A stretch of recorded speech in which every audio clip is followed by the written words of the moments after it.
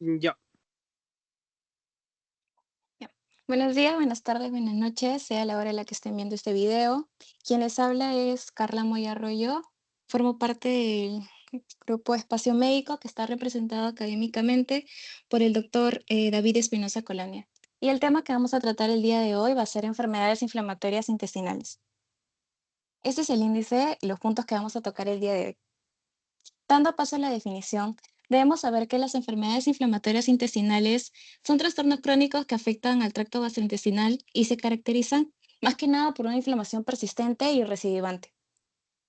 Su origen exacto aún no se conoce del todo, pero se cree que resulta de una combinación de factores genéticos, inmunológicos, ambientales y alteraciones también en la microbiota intestinal. Las dos formas principales de estas enfermedades van a ser la colitis ulcerosa y la enfermedad de Crohn, que aunque comparten síntomas comunes como la diarrea o el dolor abdominal, difieren en aspectos fundamentales como localización, patrón de inflamación y la profundidad de las lesiones. La colitis ulcerosa se limita exclusivamente al colon, comenzando por el recto y extendiéndose de manera continua hacia segmentos proximales. La inflamación va a ser superficial, afecta solo a la mucosa, presenta un patrón ulcerativo exudativo, por lo que la pared intestinal se observa adelgazada. Además, las úlceras son superficiales y complicaciones como fístulas o estenosis van a ser raras. Por otro lado, la enfermedad de Crohn puede afectar a cualquier parte del tracto gastrointestinal, presentando un patrón de lesiones salteadas, es decir, son segmentos inflamados alternando con mucosa sana. Lesiones salteadas, también llamada afectación en parches.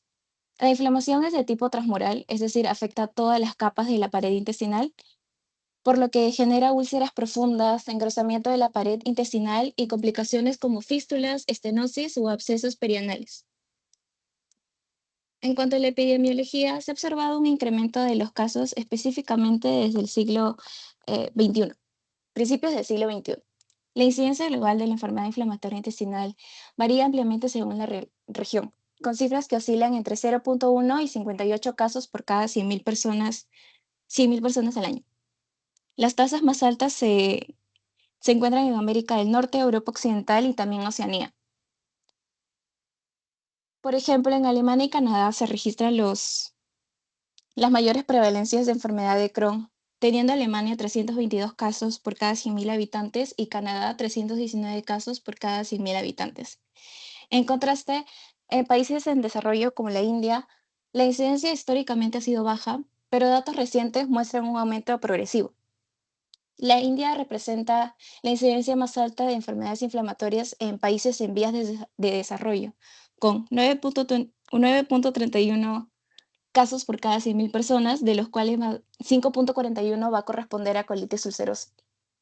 Es decir, la colitis ulcerosa va a ser más prevalente que la enfermedad de Crohn en ese país. Este aumento de casos parece estar vinculado a la occidentalización de las dietas, cambios en el microbioma intestinal y el impacto propio del entorno urbano. Y en cuanto a la distribución por edad y sexo, la enfermedad de Crohn predomina en varones durante la etapa de la infancia, mientras que en mujeres se presenta más durante la adultez. En cambio, la colitis ulcerosa parece afectar de igual forma a hombres y mujeres durante todas las etapas de la vida. En cuanto a la etiología, ya mencioné que es una patología de etiología multifactorial, va a ser compleja. Ambas, tanto colitis como enfermedad de Crohn, van a ser consideradas idiopáticas, pero sí se han identificado factores genéticos y ambientales que van a predisponer estas enfermedades. Por ejemplo, en el caso de la enfermedad de Crohn, el tabaquismo duplica lo que es el riesgo de padecer esta enfermedad, particularmente en mujeres. Fumar no solo va a asociarse con una aparición más temprana de la enfermedad, sino también con una mayor necesidad de tratamiento inmunosupresor, más intervenciones quirúrgicas y también una alta tasa de recaídas posoperatorias. Incluso el tabaquismo pasivo ha sido identificado como un factor de riesgo en ciertas poblaciones como la japonesa, por ejemplo. La dieta también influye de forma importante a través de su impacto en la microbiota intestinal. Se menciona que la reducción del consumo de una fibra dietética y el aumento de consumo de alimentos procesados con aditivos, por ejemplo, ha provocado un desequilibrio microbiano. Esta disbiosis va a contribuir a la inflamación crónica. De igual forma, otros factores ambientales, por ejemplo, que incluye lo que es una exposición temprana a antibióticos, ha sido vinculada también con mayor riesgo de enfermedad de Crohn. Y también el uso de AINES, específicamente la aspirina, se ha visto asociado con un riesgo incrementado.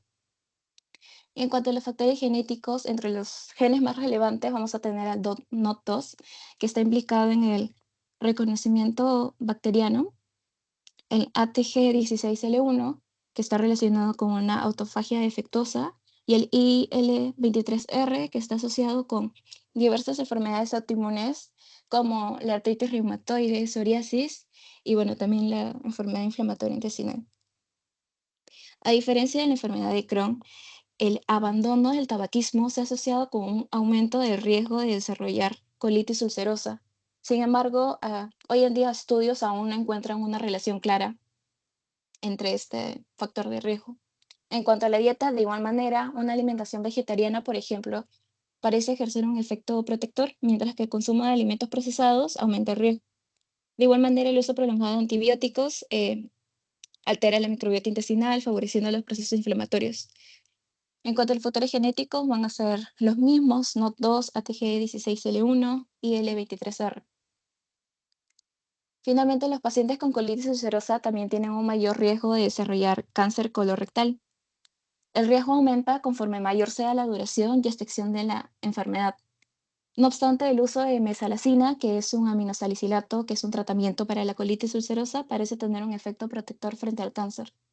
Cabe destacar también que el cáncer colorectal que se encuentra asociado a colitis ulcerosa tiene un pronóstico más desfavorable que el cáncer colorectal esporádico. De igual manera, la falta de sueño, estrés y la inactividad física se consideran factores de riesgo relevantes para el desarrollo y progresión de la enfermedad inflamatoria intestinal. Algunos estudios han demostrado que trastornos del sueño van a ser frecuentes en personas con estas enfermedades y que una duración insuficiente del sueño, es decir, personas que duermen menos de 6 horas al día o que presenten alteración de los ritmos circadianos, van a tener una mala evolución de la enfermedad. Dando paso a la fisiopatología, en primer lugar, la enfermedad de Crohn. Su fisiopatología se basa en una alteración de la homeostasis inmunológica del intestino. En condiciones normales va a existir un equilibrio entre el contenido luminal y el sistema inmunológico de la mucosa intestinal, particularmente de lo que es la lámina propia. Este equilibrio depende en gran parte del epitelio intestinal que actúa como barrera física y también como regulador inmunológico. En la barrera epitelial tenemos células epiteliales especializadas, como son las células de Panet, que van a liberar péptidos antimicrobianos, y también las células M, que son presentadoras de antígenos. Estas células van a desempeñar un papel clave en la defensa. En la enfermedad de Crohn tenemos mutaciones como factores genéticos, como mutaciones en el gen NOT2 y también en la vía del factor nuclear kappa beta, que comprometen la función de la barrera intestinal, permitiendo que el contenido luminal pueda pasar a la lámina propia. Además, existen mutaciones en genes que codifican las uniones intracelulares, proteínas como las ecaderinas o como las beta-cateninas o como las claudinas se encuentran implicadas. Específicamente va a encontrarse un aumento de las claudinas formadoras de poros y una disminución de las claudinas 5 y 8, por ejemplo, que van a ser las claudinas siguientes. Esta pérdida de la barrera va a activar a las células presentadoras de antígenos, que al liberar la interleuquina 12 y 23 van a ayudar a la diferenciación de los linfocitos T en subtipos como es T-helper 1, T-helper 2 y T-helper 17.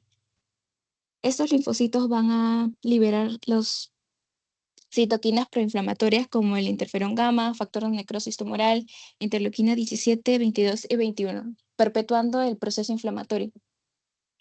Además, los macrófagos también van a liberar estas interleuquinas, activando las células NK, perpetuando también la inflamación.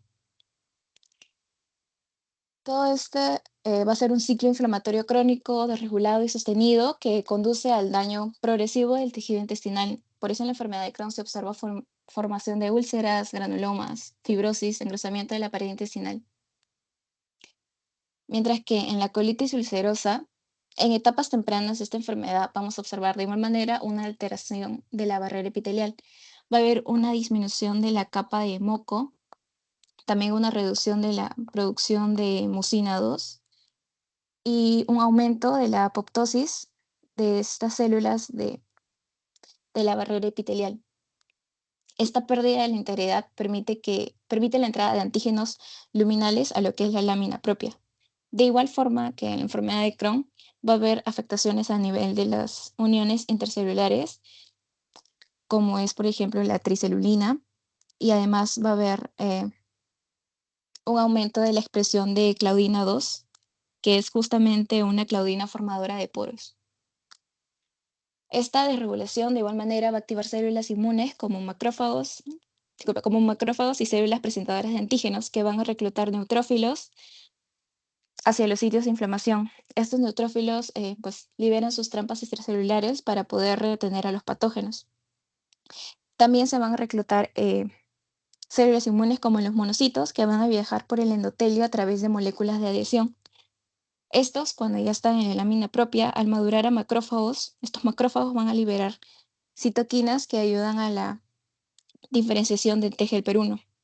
De igual manera, la interleuquina 36 gamma, que va a ser liberada por la propia barrera epitelial, va a inhibir la función de los linfocitos T reguladores, pero al mismo tiempo va a activar a lo que son los TGL-9, que libera interleuquina 9, perpetuando la inflamación.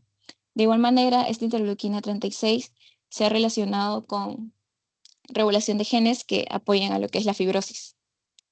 De igual manera, las células natural killer que se encuentran presentes al liberar interleuquina 13 también perpetúan todo el proceso inflamatorio.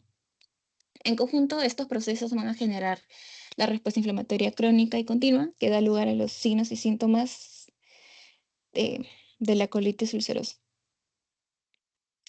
Dado paso a las manifestaciones clínicas, en lo que es la enfermedad de Crohn, los síntomas comunes van a incluir dolor abdominal, específicamente en lo que es el cuadrante inferior derecho, diarrea crónica, una baja de peso, fiebre y en muchos casos también fatiga.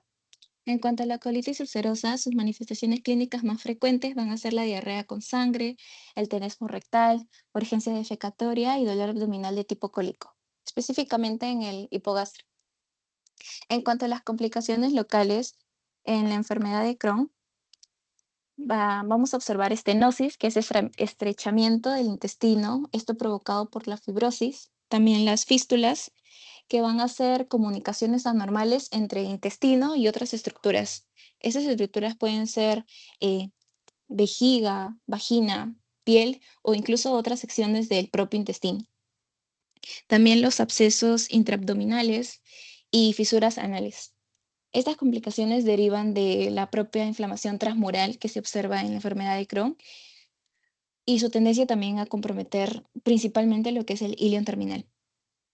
La anemia también va a ser una complicación hematológica muy común. Sus causas incluyen, por ejemplo, la pérdida crónica de sangre por el sangrado intestinal y además al haber compromiso del intestino vamos a tener una mala absorción de hierro, vitamina B12 o ácido fólico. En los pacientes vamos a observar fatiga, debilidad, palidez y esto debe ser tratado para mejorar la calidad de vida del paciente, ¿no? Por otro lado, en lo que es colitis ulcerosa, en complicaciones locales vamos a tener el megacolon tóxico, que va a ser una dilatación aguda del colon que llega a ser potencialmente mortal, también una hemorragia masiva y un mayor riesgo de displasia o cáncer colorectal, especialmente si es una enfermedad de larga evolución. La colitis ulcerosa también presenta lo que son los pseudopólipos inflamatorios, que son una secuela de las inflamaciones repetidas. En ambas enfermedades, si se tiene un control adecuado de la inflamación, se reduce significativamente el riesgo de desarrollar estas complicaciones. Ahora, las complicaciones extraintestinales también van a ser comunes en las enfermedades inflamatorias intestinales, específicamente en los pacientes con enfermedad de Crohn. Estas complicaciones afectan hasta el 40% de los pacientes. Entre las complicaciones más frecuentes vamos a tener a lo que es la artritis, que se desarrolla en el 30% de los pacientes. Esta puede ser periférica o axial. La periférica va a comprometer grandes articulaciones como rodillas, tobillos o codos, mientras que la axial compromete a lo que es la columna vertebral o articulaciones sacroiliacas. Y en casos más severos, eh, esto puede evolucionar a la espondilitis anquilosante, que va a ser una enfermedad que limita severamente la movilidad. Generalmente la artritis mejora cuando se controla la inflamación intestinal. La piel también se ve afectada hasta un 20% de los casos, siendo las lesiones más comunes el eritema nodoso y el pioderma gangrenoso. El eritema nodoso se manifiesta con nódulos dolorosos en las piernas, mientras que el pioderma gangrenoso genera úlceras profundas y crónicas. De igual forma, puede aparecer las fisuras anales, las aftas bucales, acrocordones o fístulas enterocutáneas. Esto especialmente en pacientes con enfermedad de Crohn. A nivel óseo, muchos pacientes presentan osteopenia, osteoporosis u osteomalacia debido a la inflamación crónica, la mala absorción de nutrientes o también al uso prolongado de corticosteroides, que forma parte del tratamiento de estas enfermedades. Estas alteraciones disminuyen la densidad mineral ósea y aumenta el riesgo de fracturas. Los ojos también pueden ser comprometidos con cuadros como uveitis, epiescleritis o queratopatías, los cuales producen dolor ocular, enrojecimiento y visión borrosa. La resequedad ocular también puede aparecer por deficiencias vitamínicas. En cuanto al hígado, entre las manifestaciones más importantes vamos a tener a estatosis hepática, hepatitis, cálculos biliares y de forma más grave lo que es la colangitis esclerosante primaria, que es una inflamación crónica de los conductos biliares que puede llevar a cirrosis y también falla hepática. Dando paso al diagnóstico, el diagnóstico de la enfermedad de Crohn va a ser complejo y requiere una evaluación integral que combine datos clínicos, endoscópicos, radiológicos, histológicos y también de biomarcadores. La endoscopía, principalmente lo que es la colonoscopía, se considera el gol estándar para el diagnóstico. Permite visualizar lesiones típicas como las ulceraciones aftosas, lesiones profundas y zonas de mucosa sana, alternando con zonas de mucosa lesionadas, ¿no? También un hallazgo característico va a ser la apariencia en empedrado. En caso donde la colonoscopía se mantenga negativa, pero aún así persista la sospecha clínica, puede emplearse la cápsula endoscópica para examinar el intestino delgado. En estas imágenes, por ejemplo, podemos observar las úlceras longitudinales, esta de acá el típico aspecto en empedrado, y acá lo que son las úlceras aftosas, que muestran también una disposición longitudinal. Los estudios de imagen también van a ser esenciales, especialmente si se quiere evaluar segmentos no accesibles por endoscopía o para detectar complicaciones como estenosis, fístulas y abscesos. Tenemos métodos como la enterorresonancia, que va a ser la de elección por su alta sensibilidad y ausencia del uso de radiación. También se puede usar la tomografía computarizada, ultrasonido intestinal y la resonancia pélvica, que va a ser utilizada para evaluar el compromiso perianal. La histología de las biopsias obtenidas durante la endoscopía puede mostrar hallazgos como inflamación transmural, eh, distorsión de las criptas y también los granulomas no calcificantes, que aunque no están siempre presentes, van a poder ayudar a diferenciar, por ejemplo, de una enfermedad de Crohn con una colitis ulcerosa. Y también una arquitectura de la mucosa irregular.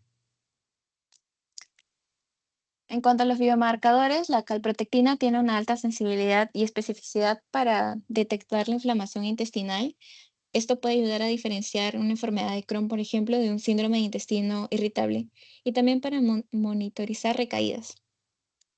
La PCR también se eleva en la presencia de inflamación, pero va a ser menos específica.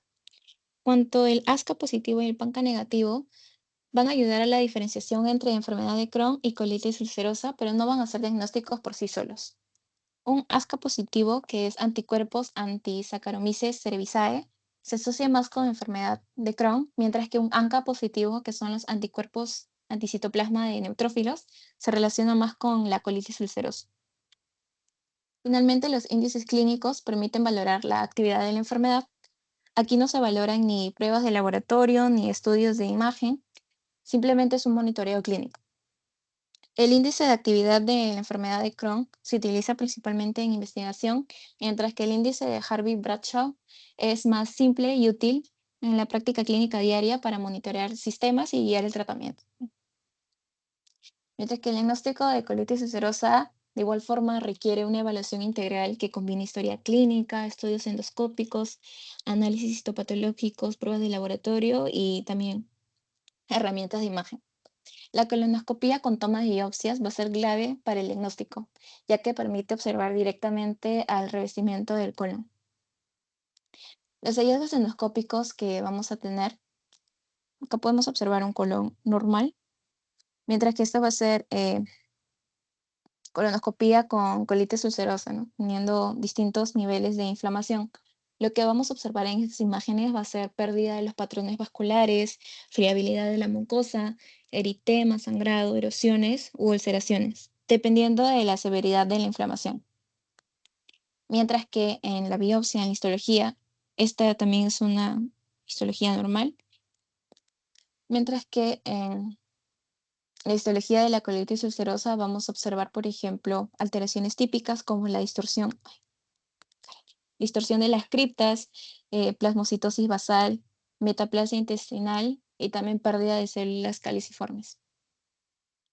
En caso no se pueda realizar una colonoscopía, se puede recurrir a imágenes complementarias como ecografía intestinal, tomografía computarizada o resonancia magnética, que nos va a permitir evaluar el engrosamiento de la pared intestinal y también detectar posibles complicaciones.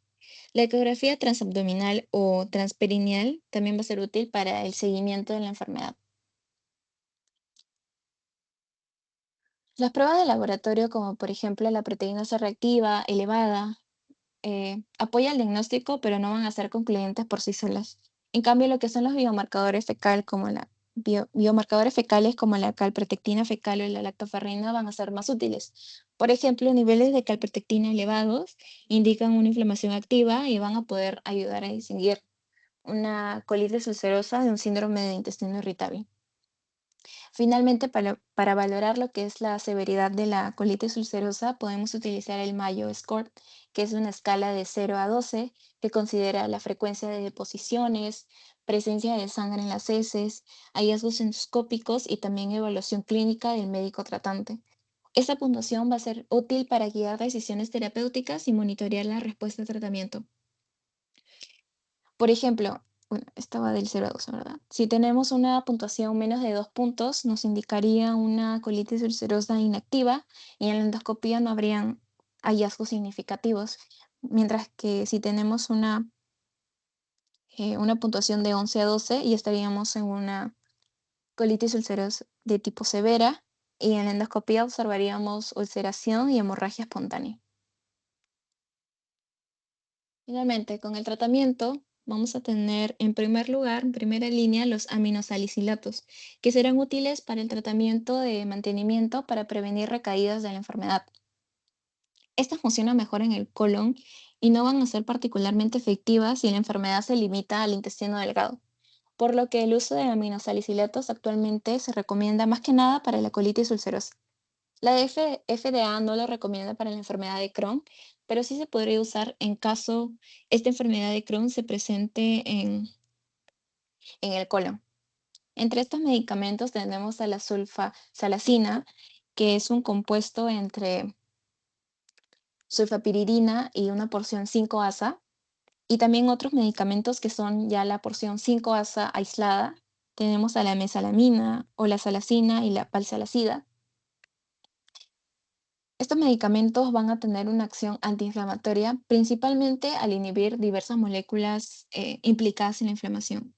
Lo que hacen es bloquear producción de prostaglandinas y leucotrienos al interferir con enzimas claves como la fosfolipasa A2, las ciclooxigenasas y también la 5-lipoxigenasa. Además, también inhibe vías inflamatorias como la activación del factor nuclear kappa beta y también modula receptores antiinflamatorios como el PPAR gamma. La mayoría de recomendaciones sugieren el tratamiento oral en dosis mayor o igual a 2 gramos al día, mientras que las dosis tópicas, ya sea por supositorio o enemas, suelen ser de 1 gramo al día. Los glucocorticoides también se utilizan para la inducción de remisión durante brotes agudos. No se recomiendan para el tratamiento a largo plazo debido a un elevado riesgo de efectos adversos.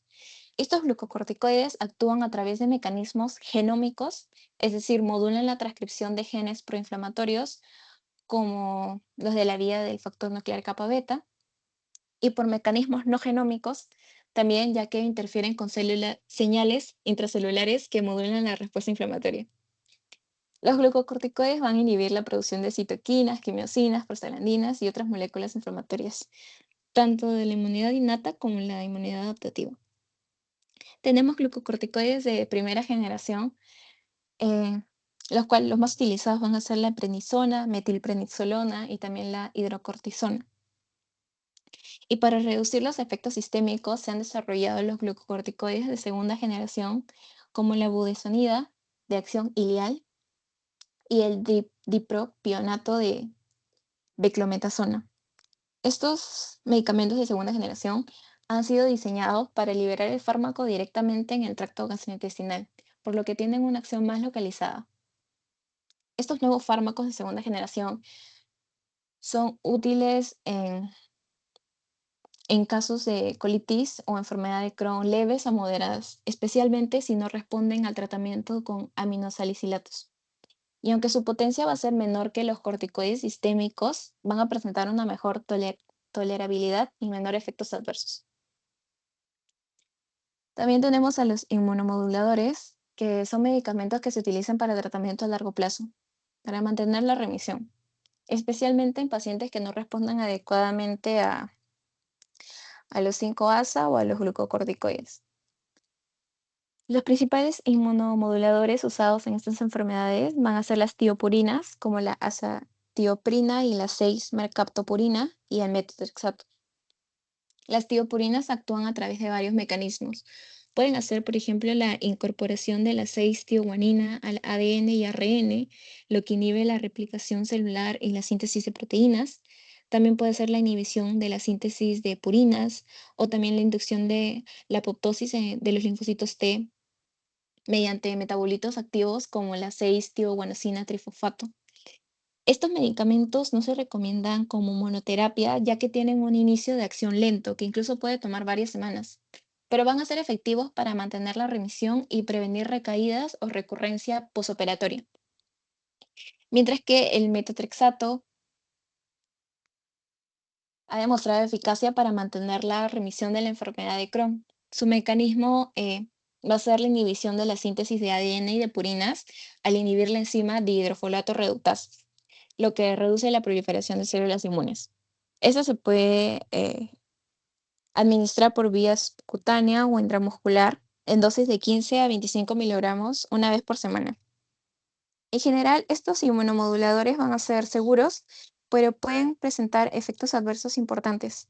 Las tiopurinas, por ejemplo, se han asociado con un aumento del riesgo de linfoma.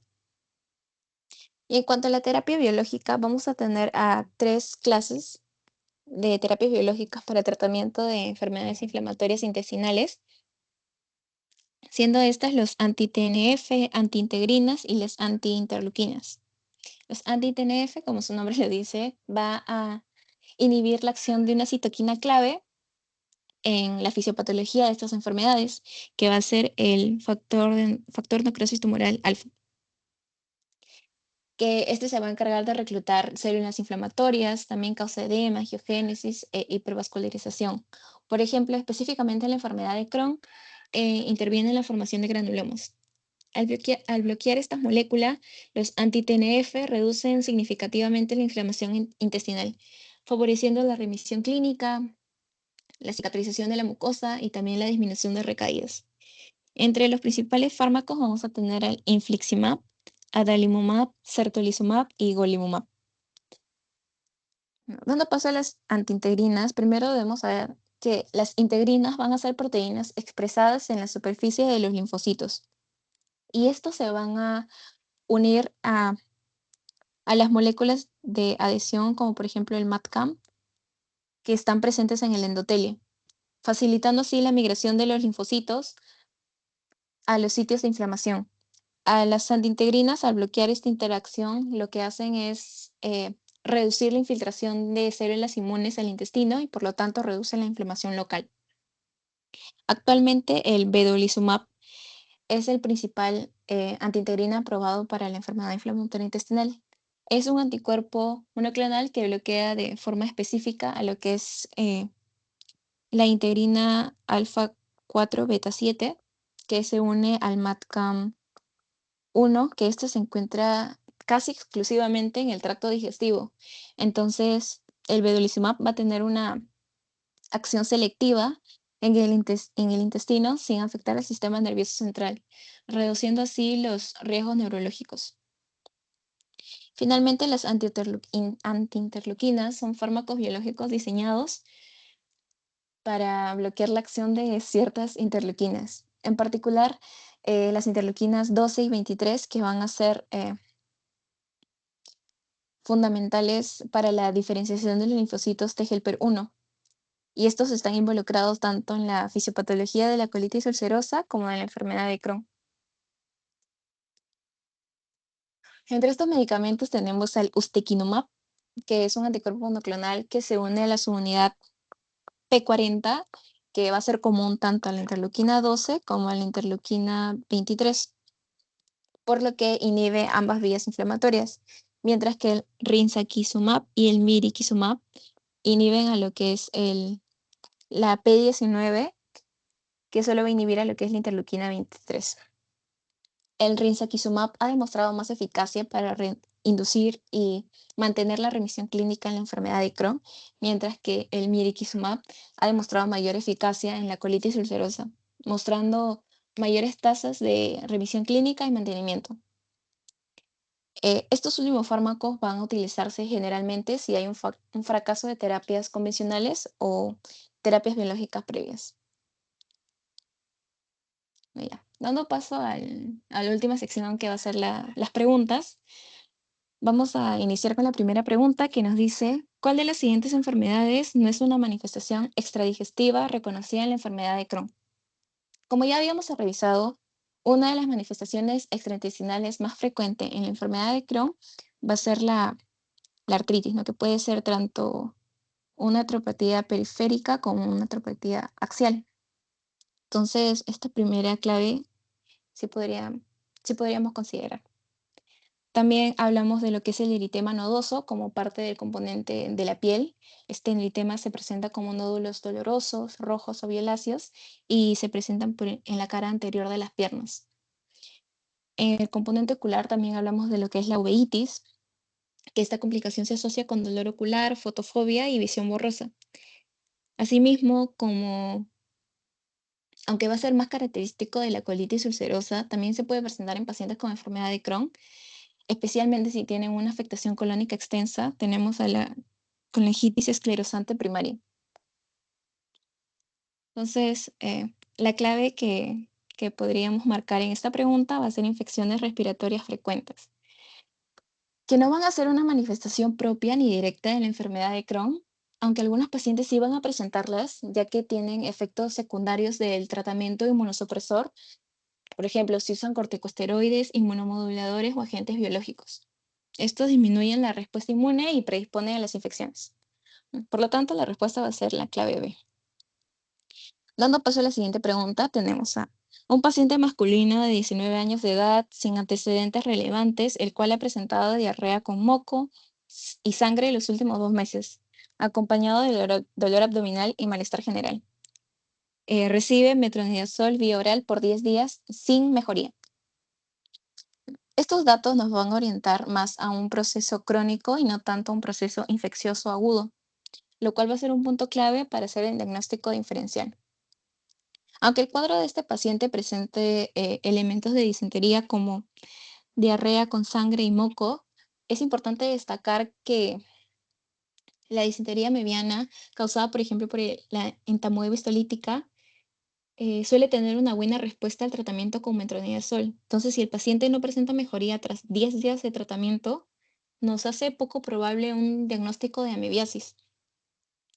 Además, la resistencia a Abiviana al metronidazol es extremadamente rara, entonces no se justificaría un cambio a otro imidazol intravenoso.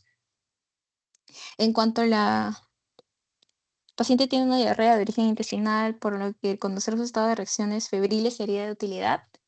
A la sugerencia de realizar reacciones febriles no va a ser especialmente útil en este contexto, ya que las reacciones febriles se usan más para diagnosticar enfermedades como la fiebre tifoidea, brucelosis o leptospirosis, que usualmente no presentan una diarrea sanguinolenta crónica y mucho menos ausencia de fiebre persistente, ictericia, hepatomegalia u otros signos sistémicos, por lo tanto, tampoco sería una opción tan pertinente, ¿no? El cuadro clínico en sí de este paciente va a ser muy compatible con una enfermedad inflamatoria intestinal, específicamente con una colitis ulcerativa, ya que tenemos pues la diarrea con moco y sangre, que tiene un curso crónico, ya que lo está presentando por 2 meses, el dolor abdominal, malestar general y la falta de respuesta a antibióticos. Entonces, lo más adecuado en esta pregunta, en este paciente, sería considerar el diagnóstico de enfermedad inflamatoria intestinal.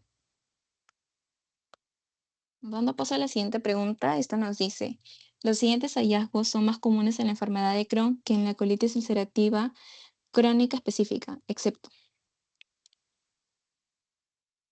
Vamos a revisar las claves. Uno de los hallazgos más típicos en la enfermedad de Crohn era la formación de fístulas, como lo mencioné. Estas se producen debido a la inflamación transmural que caracteriza a esta enfermedad. Esta inflamación transmural, que es el compromiso de todas las capas de la pared intestinal, va a facilitar la formación de fístulas entre el intestino y otras estructuras como piel, vejiga u otras asas intestinales. En cambio, la colitis ulcerativa, al afectar únicamente la mucosa, no va a formar estas fístulas o la formación de fístulas va a ser muy rara. Otra característica típica de Crohn va a ser el involucro segmentario, también llamado lesiones salteadas o lesiones en parches. Es decir, hay zonas de intestino inflamada intercaladas con segmentos normales, sanos. En cambio, en la colitis ulcerativa tenemos una afectación de tipo continua, desde el recto hacia el colon proximal. También podemos observar una masa abdominal en la enfermedad de Crohn debido al engrosamiento de la pared intestinal o formación de abscesos, mientras que el involucro de ganglios linfáticos mesentéricos también va a ser frecuente en Crohn debido a la inflamación transmural de esta enfermedad, lo que estimula una respuesta linfoide regional causando hiperplasia ganglionar. En colitis ulcerativa, al ser una inflamación que se limita más que nada a la mucosa, esta reacción ganglionar no es tan prominente. Entonces, la clave que nos queda sería sangrado rectal. Esto no es común en Crohn, sino en la colitis ulcerativa, donde va a ser un síntoma clásico. La colitis ulcerativa compromete siempre al recto, entonces por eso causa las ulceraciones sangrantes que lleva a la rectorragia frecuente. En cambio, aunque este sangrado puede ocurrir en Crohn, no va a ser un síntoma tan predominante. La siguiente pregunta nos dice, en la enfermedad de Crohn no se encuentra. Vamos a revisar todas las claves. Granulomas, como ya había mencionado, granulomas de tipo no calcificantes se observan en la histopatología de la enfermedad de Crohn. Va a ser un sello distintivo de esta enfermedad y sirve, ¿no?, para poder diferenciarla entre la colitis ulcerativa, la afectación transmural también típica de la enfermedad de Crohn, afectación cementaria o lesiones salteadas o lesiones en parches, y el aspecto de empedrado de la mucosa también es otro hallazgo característico de la enfermedad de Crohn. Esto se debe debido a la presencia de úlceras lineales y profundas con áreas de mucosa que esté relativamente conservada. Entonces, la opción que nos queda va a ser la opción A, que es pseudopólipos, que también lo habíamos mencionado como complicación local de esta colitis ulcerativa. Estos van a ser frecuentes ya que la inflamación continua de la mucosa genera zonas de regeneración que van a terminar por sobresalir, formando las estructuras polipoides. Entonces, nuestra clave en esta pregunta va a ser la clave A. Siguiente pregunta nos dice, en relación con la enfermedad de Crohn, ¿cuál de las siguientes afirmaciones es incorrecta? Vamos a revisar las claves. La inflamación es un proceso transmural. Esto es correcto. Las fístulas, fisuras y abscesos perianales van a ser frecuentes, también es correcto. La lesión aftoide es la manifestación más temprana, también es correcto. Lesiones aftoides o las pequeñas úlceras superficiales de la mucosa suelen ser el primer hallazgo endoscópico visible en la enfermedad de Crohn. Van a ser importantes para un diagnóstico temprano. Son frecuentes los síntomas sistémicos, también es correcto. La enfermedad de Crohn puede causar síntomas sistémicos como fiebre, pérdida de peso, malestar general, especialmente en casos moderados a severos. Entonces, la clave que nos queda sería la E, que es se inicia siempre en el recto y se extiende a todo el colon. Esta no podría ser una afirmación de Crohn, ya que es la definición que dimos en un principio para colitis ulcerosa, ¿no? Entonces, nuestra clave en esta pregunta sería la E. Siguiente pregunta nos dice, ¿cuál de estas complicaciones no es propia de la colitis ulcerosa? El carcinoma de colon sí suele ser una complicación reconocida. La colitis ulcerosa crónica aumenta significativamente el riesgo de desarrollar carcinoma de colon. El megacolon tóxico también va a ser una complicación local clásica.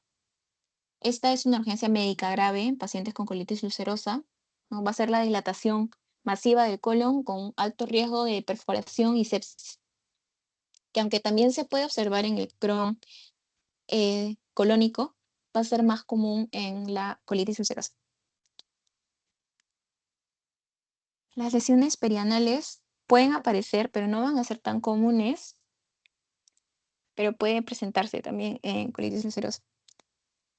Y la artritis sí es una manifestación extradigestiva de ambas enfermedades inflamatorias intestinales, pero se presenta más que nada con un mayor porcentaje en los pacientes con enfermedad de Crohn.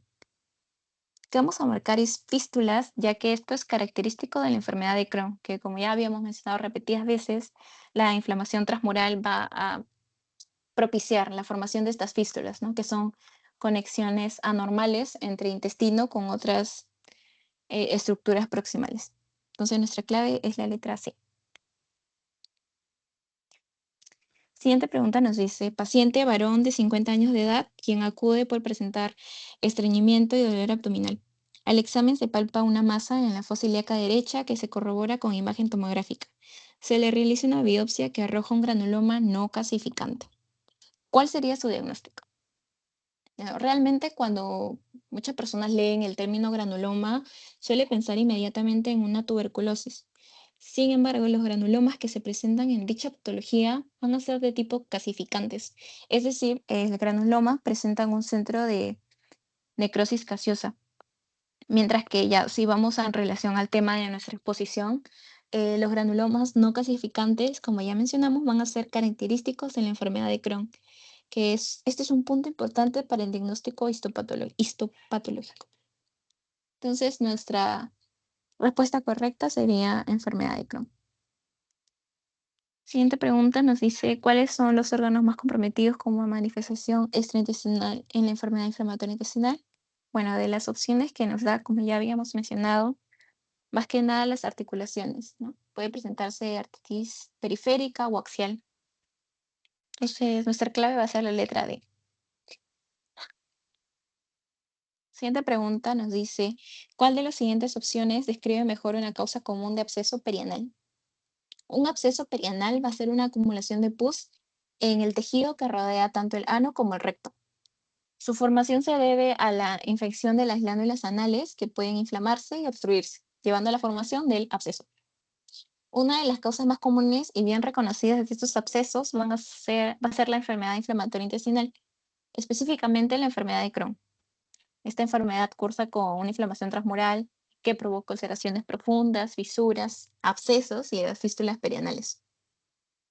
De hecho, en algunos pacientes los síntomas anales pueden aparecer primero, incluso antes que los síntomas intestinales clásicos. Entonces, nuestra respuesta va a ser enfermedad inflamatoria intestinal. Si revisamos las otras claves, la obstrucción intestinal no se asocia directamente a abscesos perianales, sino vamos a tener síntomas como distensión, vómitos, dolor abdominal y estreñimiento. La infección del tracto urinario, las ITU cursan con fiebre, disuria y molestias pélvicas, pero no se relaciona con abscesos perianales. El traumatismo abdominal no es una causa frecuente de absceso perineal, pero sí podría favorecer una infección si hay una lesión directa del ano, pero no es común. Y el uso de laxantes tampoco predispone a abscesos. Entonces, nuestra respuesta correcta sería la C. Siguiente pregunta nos dice, ¿cuál de las siguientes opciones describe mejor la fístula anorrectal? La fístula anorrectal va a ser, bueno, ya la conexión anormal entre el conducto anal y, o el recto y la piel perineal u otra estructura vecina. Fístulas, como ya habíamos mencionado, va a ser más común en la enfermedad de Crohn, que es una forma de enfermedad inflamatoria intestinal. Esto debido a su inflamación de tripón transmural. Entonces nuestra clave es la C. Dando paso a la siguiente pregunta, esta nos dice, en relación con la enfermedad de Crohn, ¿cuál de las siguientes afirmaciones es incorrecta? La inflamación es un proceso transmural, esto es correcto. Fístulas, fisuras y abscesos perianales son frecuentes, esto también es correcto. Lesión aftoide es la manifestación más temprana, también es correcto. Son frecuentes los síntomas sistémicos, también es correcto. Se inicia siempre en el recto y se extiende a todo el colon. Esta va a ser nuestra clave, ya que esto es la definición de colitis ulcerosa, la localización de la colitis ulcerosa.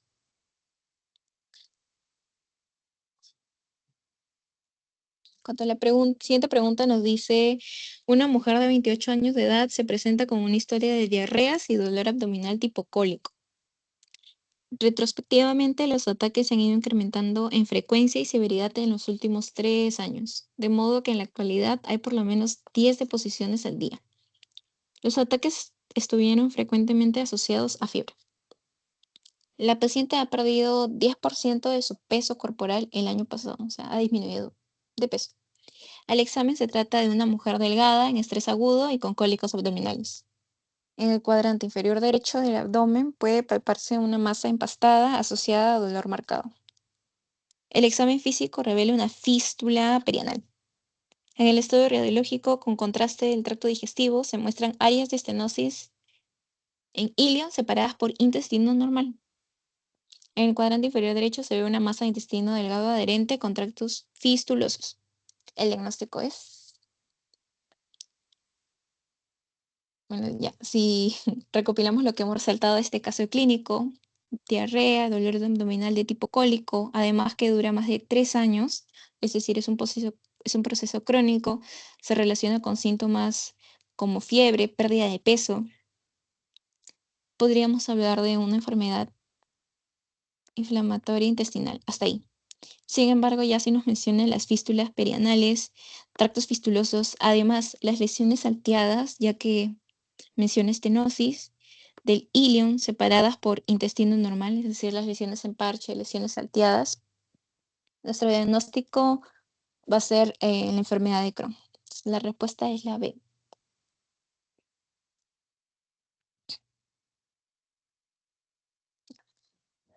La última pregunta nos dice, ¿cuál de los siguientes hallazgos endoscópicos es más característico de encontrar en la colitis ulcerosa?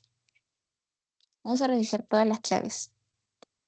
Las úlceras serpiginosas, como habíamos mencionado, van a ser más típicas de la enfermedad de Crohn y se observan más que nada en el ilion y el colon, donde también se observan úlceras lineales que serpentean entre la mucosa inflamada. Las lesiones alternantes, lesiones salteantes, también característica de Crohn. Ulceraciones añosas o aftosas también son las lesiones tempranas en la enfermedad de Crohn. Y la estenosis del colon, que aunque sí puede ocurrir como complicación de larga evolución en la colitis ulcerosa, no es lo más característico ni lo primero que se busca en una endoscopía de colitis ulcerosa. Las estenosis van a ser más frecuentes en la enfermedad de Crohn debido a su inflamación transmural. Entonces, si nos piden el hallazgo endoscópico más característico de la colitis ulcerosa, nuestra respuesta sería la presencia de pseudopólipos, que es una complicación local bastante común de esta enfermedad. Ya. Eso es todo, gracias.